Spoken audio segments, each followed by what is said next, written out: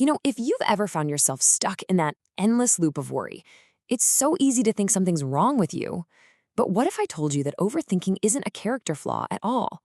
What if it's actually a really misunderstood survival instinct? Today, we're going to unpack exactly why your brain does this, and trust me, we're going to find a completely new way to look at it. Does this sound familiar? That constant chatter in your head, replaying conversations from yesterday, last week, last year, imagining every single worst-case scenario. It is just exhausting. But here's the thing, it's not random noise. It's your brain trying to do a very specific job, even if its methods are, let's just say, seriously outdated.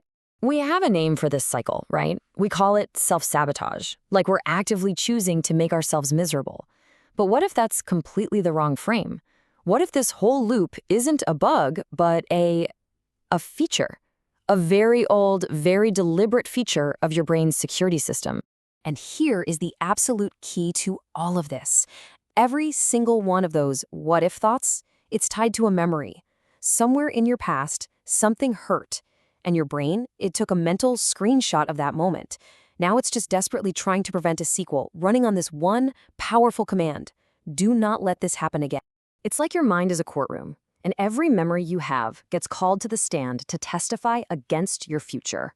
A delayed text message, that's Exhibit A for you're being rejected.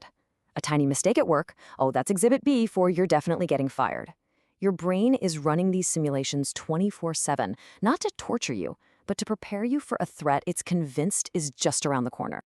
Okay, so this brings us to a really powerful way to think about this.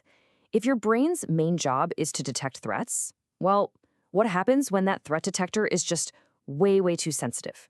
So, let's redefine overthinking right now. It's not a disorder, it's just your internal safety system with the volume turned up to 11. It's trying its best to save your life, but it has completely lost the ability to tell the difference between, say, a real 5-alarm fire and just a piece of slightly burnt toast. And here's what that looks like in practice. For a brain with a normal setting, making toast is, well, it's just making toast. The alarm is silent. But for the overthinking brain, that exact same piece of toast triggers a full-blown emergency. The alarm is screaming, fire. Sirens are blaring in your head, all because it's convinced the entire house is about to go up in flames over a piece of bread.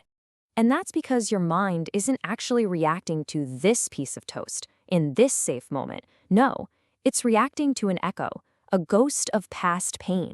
It literally can't tell the difference between a real, present danger and the memory of one. So it treats everything with the same level of emergency because it is just not going to let you get blindsided by pain ever again. So if overthinking isn't just a flaw, then what is it? Well, this next idea, it's a game changer. It's a way to shift how you see yourself, moving from a place of self-criticism to one of, well, deep compassion. I want you to meet the exhausted optimist. This isn't someone who's negative or always expects the worst. It's the opposite. It's someone who hopes so deeply for the best that they completely wear themselves out trying to prevent anything bad from happening. Think about that. Your overthinking isn't powered by fear. It's powered by hope. And this is the heart of it all.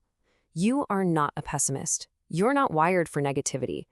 You are an exhausted optimist who just really doesn't want to get hurt again. And when you start looking at your own behaviors through this lens, everything changes. You don't just plan obsessively, you plan because you care deeply about the outcome.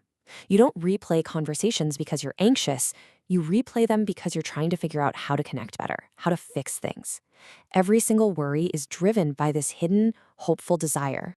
Okay, but let's be real. This protective instinct has a major downside, right? There is a tipping point, a point where that noble goal of staying safe actually becomes a trap. Let's look at how that happens. And this is the fundamental trap. Your brain thinks that if it just thinks a little bit harder, a little bit longer, it can control the future and find certainty. But you can't think your way to certainty. It's impossible. All that endless analysis doesn't create safety. It just creates paralysis. You literally think yourself into a corner. And this is what that paralysis feels like. I bet this sounds familiar. A new opportunity comes along, and it feels more dangerous than exciting. Every decision, even a small one, feels totally permanent and irreversible. And relaxing? Forget about it. Rest feels irresponsible because that guard in your mind can never, ever stand down. But I really want you to hear this. Feeling stuck? Feeling paralyzed? That is not a sign of weakness. It's a symptom of a protection system that has been on high alert for way, way too long. Your brain isn't broken. It's just bone tired from trying so hard to protect you. So, what in the world do you do about this? Well, the answer isn't to fight your brain or to try and shut it up. The answer is to change the conversation you're having with it. And that all starts by asking a totally different kind of question. We all know this question, right? Why can't I just stop overthinking? It's a question we ask out of pure frustration. It frames your own mind as an enemy you have to defeat. And the irony is, it just gives you one more thing to overthink about. But watch what happens when you just flip the script. What if, instead, you ask this? What is my mind trying to protect me from right now? See the difference? This new question isn't a fight. It's curious, it's compassionate. It changes the entire dynamic. And just like that, everything shifts. Your anxious thoughts are no longer these attackers trying to break down the castle walls. Suddenly, they're just anxious messengers, running to you with an urgent, if a little panicked, piece of mail. And when you see them that way, you don't feel broken anymore. You just feel human. All right, let's bring this all home with one last metaphor that gives us a really clear path forward. It's a way to help you realize that the battle you feel like you're fighting every day, it might already be over.